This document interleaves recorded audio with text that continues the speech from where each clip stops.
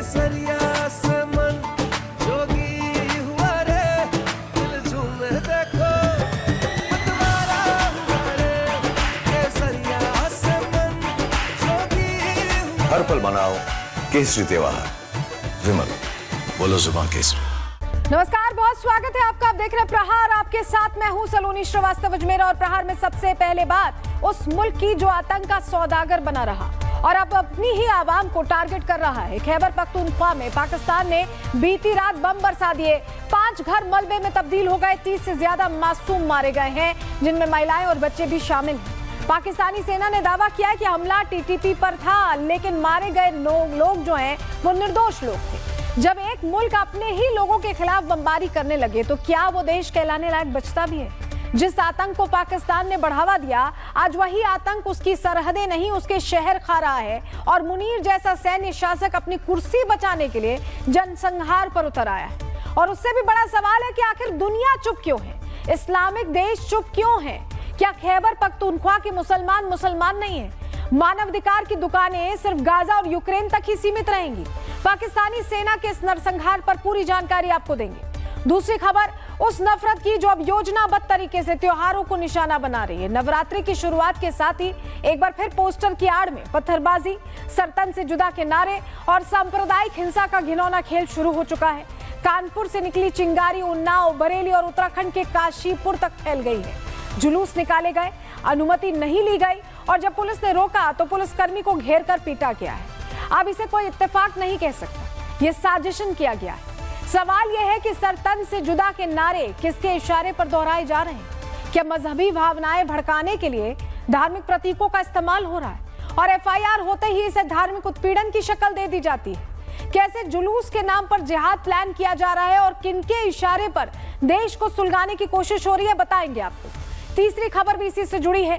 नवरात्र में इस बार गरबा पंडालों में पूरी सतर्कता बरती जा रही है, क्योंकि खबरें हैं कि कुछ लोग अपनी पहचान छिपाकर गरबा में घुसपैठ कर रहे हैं। मध्य प्रदेश से महाराष्ट्र तक आयोजकों और हिंदूवादी संगठनों ने पंडालों के बाहर आधार कार्ड की जांच शुरू कर दी है, जिससे ये सुनिश्चित किया जा सके कि कौन अंदर जा रहा है और किसका मकसद क्या है। इस खबर पर भी पूरी जानकारी आपको देंगे, लेकिन सबसे पहले बात पाकिस्तान की, जहां पाकिस्तानी सेना अपनी नाकामी का बदला अपनी आवाम से ले रही है।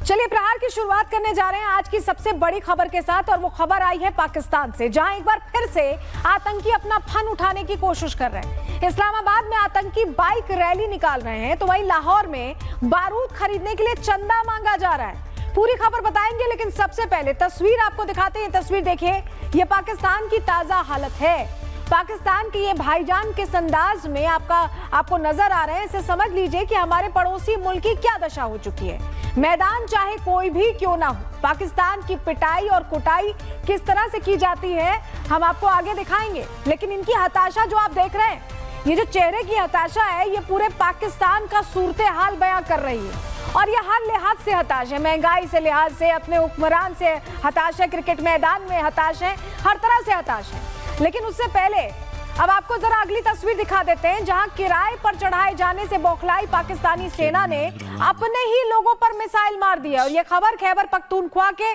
तेराह घाटी की तस्वीर है, जहां पाकिस्तानी सेना ने मिसाइल का हमला कर 30 से ज्यादा लोगों की जान ले ली।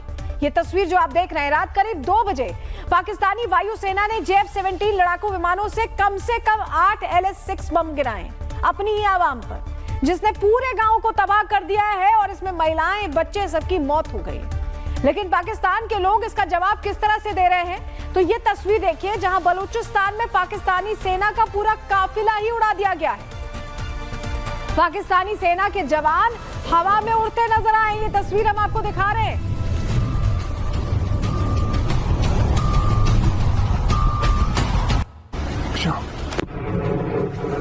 तो बलोच लड़ाके अब जवाब दे रहे हैं। जिस तरह से अटैक किया गया है खैबर पख्तूनख्वा में, उसके बाद पाकिस्तानी सेना हवा में उड़ती हुई दिखाई दे रही है यहां पर। और अब ये अगली तस्वीर आपको दिखाते हैं, जहां बलोच विद्रोहियों ने पाकिस्तानी सेना के खिलाफ मोर्चा खोला है। 150 से ज्यादा पाकिस्तानी जवानों को मौत के घाट उतार दिया गया है बेले की तरफ से। ये तस्वीर आपको दिखाते हैं।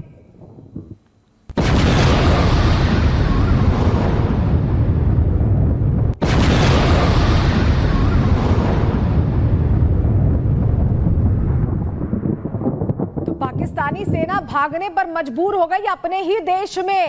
कई ऐसे इलाके हैं जहां पाकिस्तानी सेना की एंट्री नहीं हो पा रही है। यहाँ बलोच लड़ाके कैसे जवाब दे रहे हैं, वो तस्वीर हम आपको दिखा रहे हैं। खैबर पख्तूनख्वा से लेकर सिंध, कराची और बलूचिस्तान, हर तरफ पाकिस्तानी सेना का विरोध शुरू हो चुका है।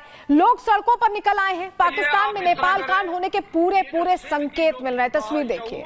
सिंध का हर गैरतमंद गयूर गाजी वो सरापा एहतजाज होगा और आप लोगों को पंजाब जाने के लिए रास्ता नहीं मिलेगा। खुदा के लिए आप इस तरह करें, ये जो सिंध की जो बाशऊर और बहादुर और गैरत कौम है, आप इसको न छेड़ें। अगर छेड़ेंगे तो आप तो सुन रहे हैं आप, सीधी धमकी पाकिस्तानी आवाम ही दे रही है हुक्मरानों को। पाकिस्तान में नेपाल कांड होगा ऐसा हम नहीं कह रहे, बल्कि वहां के बड़े नेता खुद इस बात को स्वीकार कर रहे हैं। सेना आम लोगों को लगातार किडनैप कर रही है, सेना लोगों के खिलाफ खड़ी हो गई है। पाकिस्तान में सेना और आवाम एक दूसरे के खिलाफ खड़े हैं, तो वहीं देश पर आतंकी अपना राज चलाने की कोशिश में ये जो तस्वीर हम आपको दिखा रहे हैं, जहां शहर शहर जाकर आतंकी भर्ती निकाल रहे हैं, भर्तियां चल रही हैं। आतंकी संगठनों में भर्ती करने के लिए रैलियां निकाली जा रही हैं। और ये वही तस्वीर हम आपको दिखा रहे हैं जहां बाकायदा अनाउंसमेंट्स हो रही हैं।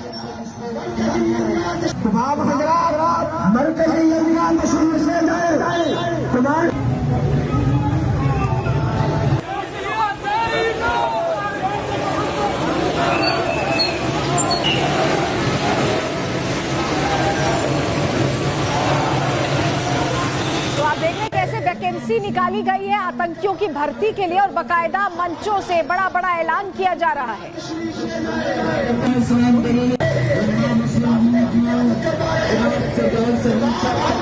तो एक तरफ तो रैलियां निकाली जा रही हैं, तो दूसरी तरफ आतंकी छैनी फावड़ा लेकर एक बार फिर आतंकी टेंट तैयार करने में जुट चुके हैं। वही तस्वीर आप देख रहे हैं। ऑपरेशन सिंदूर के बाद से ही या तो आतंकी मारे जा चुके हैं, या फिर बचे खुचे आतंकी डर के मारे गांव भाग चुके हैं। ऐसे में एक बार फिर से आतंकियों के लिए टेंट गाड़ने की कोशिश हो रही है, और ये वही कोशिश आप देख रहे हैं। और ये सब काम करने के लिए किस तरह चंदा जुटाया जा रहा है, वो तस्वीर भी हम आपको दिखा देते हैं। हम पहले भी आपको ये जानकारी दे चुके हैं, बता चुके हैं कि कैसे 21,000 पाकिस्तानी रुपए हर कट्टरपंथी से मांगे जा रहे हैं, ताकि इन आतंकियों का पेट पाला जा सके। ये वही तस्वीर है, और इसको लेकर अब आतंकियों ने अपना कोर्स भी लॉन्च कर दिया है। सोचिए, एक पूरा ट्रेनिंग कोर्स है।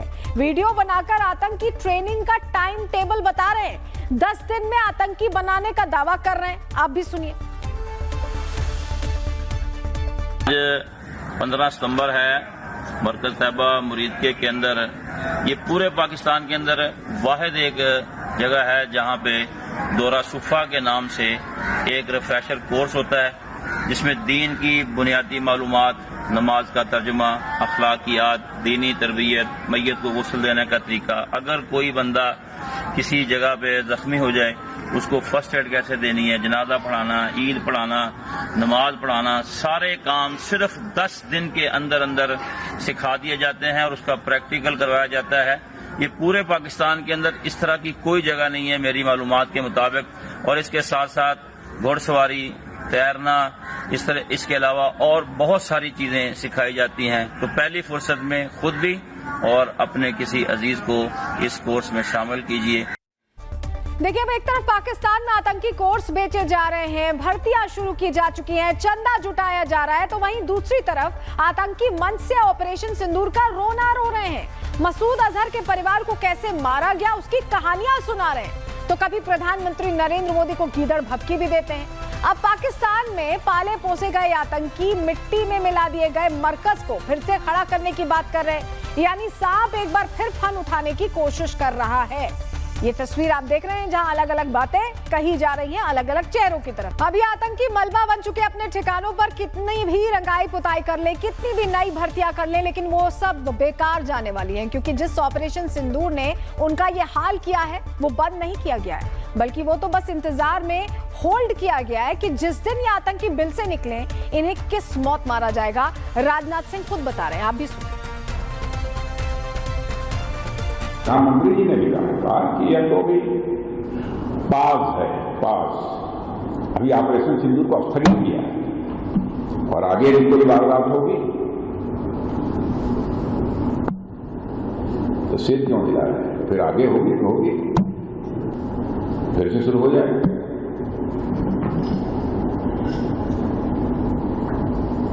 होना चाहिए कि नहीं होना चाहिए? और इन सबके बीच पाकिस्तान का फेल्ड फील्ड मार्शल मुल्ला मुनीर किस तरह एक्सपोज हुआ है, ग्राफिक्स के जरिए इस पर पूरी डिटेल आपको देते हैं। पाकिस्तान में आतंकी बिल से निकलने की फिराक में है, चंदा जुटाकर रैलियां कर दोबारा फन उठाने की कोशिश है। ऑपरेशन सिंदूर में एक बार फिर मारे जाएंगे, लेकिन क्योंकि भारत ने तो बता दिया है। लेकिन इस बीच आसिम मुनीर पूरी तरह एक्सपोज हो गया। मुनीर ने पहले अपनी सेना का सऊदी से सौदा किया, आपको याद होगा कैसे सौदा हुआ है, बाकायदा शहबाज शरीफ बाछे खिलाए वहां घूम रहे थे। अपनी सेना को सऊदी का उन्होंने गुलाम बना दिया। अब सेना से अपने ही लोगों को मरवाना भी शुरू कर दिया है। खैबर पख्तूनख्वा में जो अटैक हुआ, सेना को पूरे देश में विलन नंबर 1 बना दिया है मुनीर ने, और इसकी आड़ में आतंकियों को वर्दी पहनाना शुरू कर दिया है। आतंकियों को चंदा जुटाने में मदद कर रहा है मुनीर, और इनका वैसे भी गठजोड़ रहता है, समय समय पर एक्सपोज होता है, और ये एक बार फिर एक्सपोज हुआ है। आतंकियों की भर्ती करने में मुनीर साथ दे रहा है। मुनीर आतंकी संगठन फिर से खड़ा करना चाहता है। जो पैसे आते हैं रिलीफ फंड से वो भी उधर मूव किए जा रहे हैं। ऑपरेशन सिंदूर में मार खाने से बौखलाया हुआ है मुनीर, और मुनीर अपने साथी आतंकियों की मौत से सदमे में है, और अब कोशिश कर रहा है कि कैसे फिर से आतंक का जो ये पूरा इनका साम्राज्य है उसे खड़ा किया जाए। एक देश जो खुद को आतंक का बिजनेस करता है, अब वही अपनी जनता पर बम बरसा रहा है। खैबर पख्तूनख्वा में पाकिस्तानी एयरफोर्स ने 30 से ज्यादा बेगुनाहों की जानें ले ली। महिलाएं, बच्चे, हर कोई इस नरसंहार का शिकार हुआ। बदहाल और लाचार पाकिस्तान की हालत आपको रिपोर्ट के जरिए दिखाते हैं, जहां वो अपनों की ही जान लेने पर उतारू हो गए।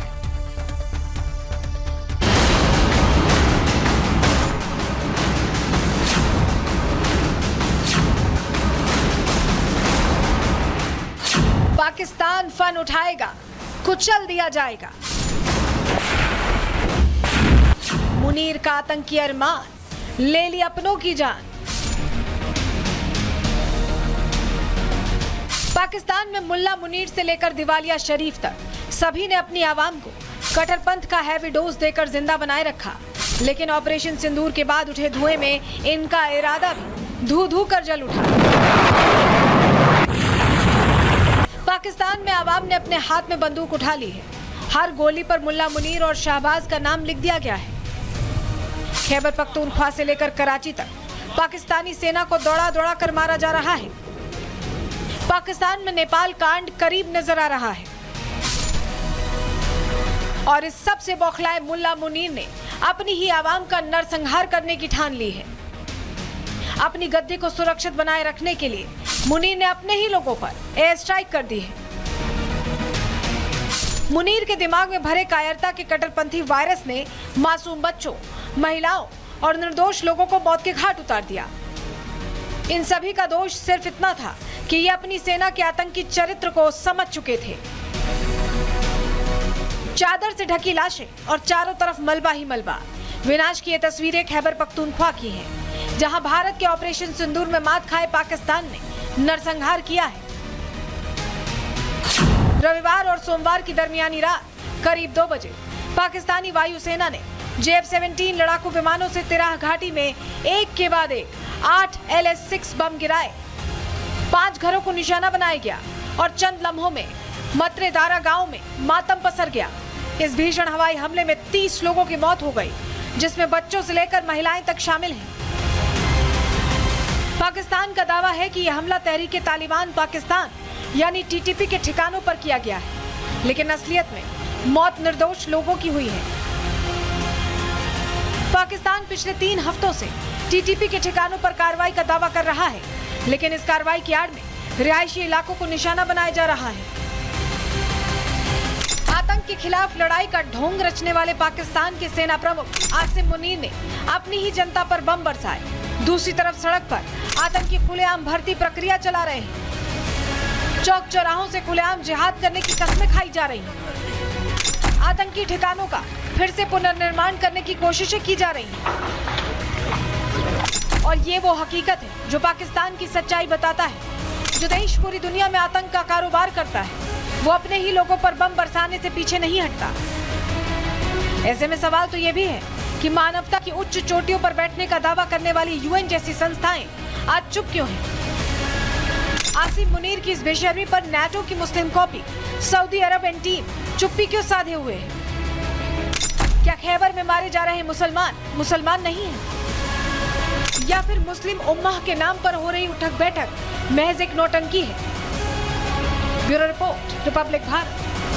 त्योहारों की शुरुआत हो चुकी है और इसी के साथ शुरू हो गई है नफरती एजेंडे वाली साजिश। शहर दर शहर एक पोस्टर को लेकर माहौल खराब करने की कोशिश हो रही है, लेकिन ये नफरती टोली शायद भूल रही है कि यूपी में हर ऐसी साजिश का पक्का इलाज किया जाता है। सबसे पहले उत्तर प्रदेश के उन्नाव से आई तस्वीरों को देखिए। यहाँ कानपुर में पुलिस की कार्रवाई के विरोध में मार्च निकाला गया, लेकिन देखते ही देखते भीड़ उग्र हो गई। इतना ही नहीं, प्रदर्शन के नाम पर मजहबी नारे भी लगाए गए हैं, लोगों को भड़काने की कोशिश की गई है।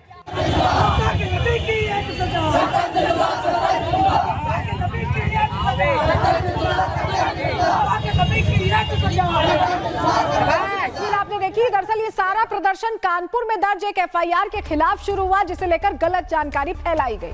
उपद्रवी बेकाबू हो गए, गाड़ियों में उन्होंने तोड़फोड़ की और इसके बाद पुलिस को एक्शन लेना पड़ा और उग्र हो चुकी भीड़ को काबू में करने के लिए लाठी चार्ज करना पड़ा है। देखिए, एक पैटर्न के तहत उन्नाव में पुलिस के एक्शन के बाद लाठीचार्ज किया गया और फिर शुरू हुआ पुलिस का विरोध। लॉ एंड ऑर्डर हाथों में लेने वाली भीड़ ने पुलिस के खिलाफ नारेबाजी की है। पहले भड़काऊ और मजहबी नारे लगाए गए और फिर पुलिसकर्मियों का विरोध करना शुरू कर दिया गया। ये तस्वीर आपको दिखा रहे हैं। पोस्टर को लेकर विवाद उत्तर प्रदेश के बाद उत्तराखंड भी पहुंच गया। यहाँ भी अफवाह फैलाने के बाद भीड़ इकट्ठा हुई और प्रदर्शन शुरू हुआ। हद तो तब हो गई जब पुलिस ने प्रदर्शनकारियों को रोकने की कोशिश की तो भीड़ ने पुलिसकर्मियों की पिटाई शुरू कर दी। ये वो तस्वीर आप देख रहे हैं जहां पुलिसकर्मी की भीड़ ने पिटाई शुरू कर दी। पुलिसकर्मी की पिटाई के बाद महकमा एक्शन में आया और अगले ही दिन पुलिस ने पहले आरोपियों की पहचान की और फिर बुलडोजर लेकर उपद्रवियों के घर पर कार्रवाई हुई है, क्योंकि जो इन्होंने निर्माण कराया था, ये उपद्रवी तो उपद्रव कर ही रहे थे, इनका निर्माण भी अवैध था, जिसके बाद ये कार्रवाई हुई है। अब आपको ग्राफिक्स के जरिए पूरी खबर समझाते हैं कि आखिर पोस्टर वाला ये विवाद है क्या पूरा। चलिए डिटेल इस पर दे देते हैं। विवाद की शुरुआत उत्तर प्रदेश के कानपुर से हुई, जहां एक खास पोस्टर को लेकर हंगामा किया गया। पोस्टर बिना इजाजत के लगाई गई थी, इसीलिए एक्शन भी लिया गया। अफवाह फैलाई गई कि एक खास शब्द लिखने के लिए एफआईआर हुआ, जबकि ऐसा कुछ था नहीं। कुछ मुस्लिम धर्मगुरुओं ने इसे लेकर आपत्ति जताई और विरोध शुरू कर दिया, बयानबाजी शुरू कर दी। यूपी के अलग अलग शहरों में इसे लेकर प्रदर्शन शुरू हो गया। अब कई जगहों पर भीड़ ने पुलिस तक पर हमला करना शुरू कर दिया है, ये खबरें सामने आई हैं। तो एक तरफ कानपुर में पोस्टर को लेकर विवाद जारी है, तो वहीं नवरात्रि से पहले दिन से ही गरबा को लेकर विवाद शुरू हो गया है। देश के अलग अलग हिस्सों में हिंदूवादी संगठन गरबे के दौरान लव जिहाद वाली साजिश की आशंका जता रहे हैं। सबसे पहले आपको तस्वीर भोपाल की दिखा रहे हैं, जहां गरबा वाले वेन्यू के बाहर पोस्टर्स लगाए गए हैं और पोस्टर्स में गरबा में लव जिहाद की साजिश को लेकर वार्निंग दी गई है। पोस्टर में लिखा गया है कि गरबा में लव जिहादियों का आना सख्त मना है, पकड़े जाने पर घर वापसी कराई जाएगी या उचित व्यवस्था की जाएगी। देखिए, इन्हें पोस्टर्स के लिए अलग अलग संगठन के लोग गरबा आयोजकों के पास पहुंच रहे हैं पोस्टर्स लेकर और हाथों में लाठी डंडा और चप्पल लेकर लव जिहाद वाली साजिश रचने वालों को चेतावनी दे रहे हैं। ये वो तस्वीर आप देख रहे हैं जहां हिंदूवादी संगठन सीधी चेतावनी दे रहे हैं और कह रहे हैं कि चलेगा नहीं इस बार। देखिए, इतना ही नहीं, भोपाल में गरबा इवेंट को लेकर हिंदू संगठनों की तरफ से कुछ नियम भी जारी कर दिए गए हैं। क्या वो नियम है, आपको जरा ग्राफिक्स के जरिए हम डिटेल देते हैं। गरबा में शामिल होने वाले लड़कों के माथे पर तिलक जरूरी होगा, हाथों में कलावा बांधना होगा, आधार कार्ड की भी जांच की जाएगी जिससे पहचान सुनिश्चित हो सके, गंगा जल और गौमूत्र का आचमन करना होगा और साथ ही वराह देवता मां दुर्गा की तस्वीर का नमन भी करना होगा। ये कुछ नियम बनाए गए हैं। मध्य प्रदेश के साथ साथ महाराष्ट्र में भी गरबा इवेंट को लेकर हिंदू संगठन एक्टिव हो गए। अलग अलग गरबा पंडालों के साथ साथ शहर के कई हिस्सों में पोस्टर्स लगाए गए हैं। जो पोस्टर लगाए गए हैं हम आपको दिखा रहे हैं कि जो लोग इस तरह के आते हैं उनके लिए, जो महिलाएं हैं उनको दुर्गा बनने के लिए, काली बनने के लिए यहाँ पर एक तरह से अपील की गई है कि शेरनी बन जाइए और ऐसे लोगों के झांसे में ना आकर उन्हें सीधे सीधे सबक सिखाइए। मुंबई में भी लगाया गया एक पोस्टर और आपको दिखा रहे हैं। ये देखिए, तस्वीर आप देख रहे हैं, लव जिहाद का ये पोस्टर है जिसमें कहा गया है कि इनकी बातों में नहीं आना है। ये उसके खिलाफ पोस्टर्स लगे हैं। इन पोस्टर्स को हिंदूवादी संगठन और मुख्य रूप से वीएचपी की तरफ से लगाया गया है। संगठनों का कहना है कि कुछ लोग लव जिहाद की साजिश रच रहे हैं जिसके खिलाफ वो अलर्ट हो गए हैं, सतर्क हो गए हैं। मुंबई में पोस्टर्स के साथ साथ गरबा इवेंट में एंट्री से पहले हम लगाने वाले हैं। गौमूत्र के छिड़काव की मांग की जा रही है। वीएचपी के कार्यकर्ता गौमूत्र लेकर पंडाल के बाहर पहुंच रहे हैं और आयोजकों से अपील की जा रही है कि गरबा में आने वाले हर शख्स पर गौमूत्र का छिड़काव किया जाए। गौमूत्र का तो ये तस्वीर हम आपको दिखा रहे हैं जो गौमूत्र लेकर पहुंच रहे हैं। और मुंबई में गरबा को लेकर आयोजकों से गाइडलाइंस का पालन करवाने की मांग की गई है। क्या गाइडलाइंस है बता देते हैं आपको। एंट्री गेट पर प्रवेश से पहले गौमूत्र का छिड़काव किया जाएगा। गरबा इवेंट में आने से पहले रक्षा सूत्र बांधे जाएंगे। जय श्री राम के नारे और मां दुर्गा का जय घोष करना अनिवार्य होगा। पंडाल में 4 लेयर में सुरक्षा व्यवस्था रखी जाएगी जिससे पहचान हो सके अगर कोई ऐसा उपद्रवी तत्व आ रहा है। जिन्हें पास मिला है उनका आधार वेरिफिकेशन भी होगा, पहचान सुनिश्चित की जाएगी। पंडाल में बजरंग दल, दुर्गा वाहिनी के वॉलंटियर्स मौजूद रहेंगे जिससे कहीं कोई गड़बड़ी ना हो। वहीं इस पूरे विवाद पर बागेश्वर धाम के पीठाधीश्वर धीरेन्द्र कृष्ण शास्त्री का भी बयान आया है जिन्होंने लव जिहाद वाली साजिश के खिलाफ उठाए गए इन कदमों का स्वागत किया है। उन्हें भी सुनिए। देखिए, जब सनातन हिंदू विचारधारा के लोग हज यात्रा में नहीं जाते हैं तो उनके लोगों को भी जो है गरबा में नहीं आना चाहिए और गरबा के मुख्य दरवाजे पर गोमूत्र रखना चाहिए। दरअसल पिछले कुछ सालों में गुजरात और महाराष्ट्र के कुछ पंडालों में पहचान छिपाकर एंट्री के बाद भी इस विवाद ने ऐसे ही तूल पकड़ा था जिसके खिलाफ अब तैयारी पहले से ही की जा रही है।